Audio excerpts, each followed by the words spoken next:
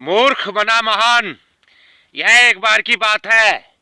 कुछ व्यक्ति, विद्वान व्यक्ति, पंडित और राजकुमार, विद्योत्मा नाम की एक राजकुमारी जो बहुत ही विद्वान थी शास्त्रों में, वह बहुत ही ज्यादा विद्वान थी, वह किसी से पराजित नहीं होती थी।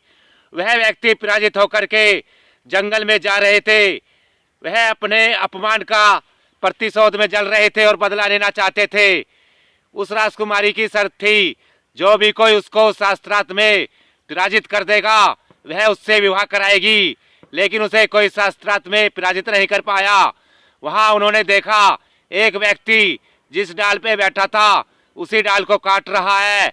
उन्होंने कहा, सोचा इससे ज्यादा मूर्ख कोई नहीं है, क्यों ना हम विद्योत्मता का विवाह इस व्यक्ति से कराए।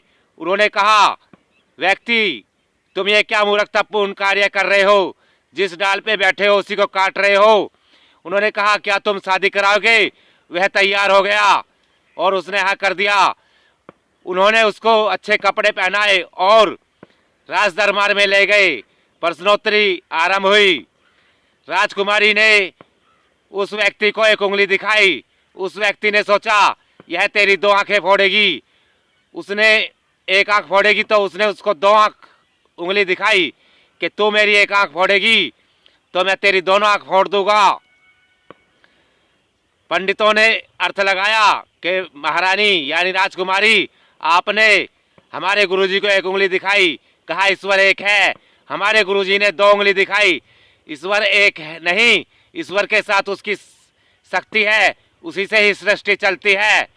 तो वह जीत गया। फिर राजकुमारी ने पांच उंगली दिखाई कि ये पांच अहंकार, मोह, माया, वासना आदि घमंड, यह जो है पांच विकार है।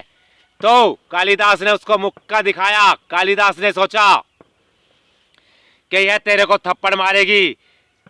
कालिदास ने कहा, तू अगर मेरे को थप्पड़ मारेगी तो मैं तेरे को मुक्का मारूंगा। कालिदास ने कहा। पंडितों ने अर्थ लगाया, राजकुमारी आपने दिखाया पांच अहंकार, मोह, माया आदि के बारे में कहा, तो हमारे गुरुजी ने कहा इनको हम अपने मन से वश में कर सकते हैं।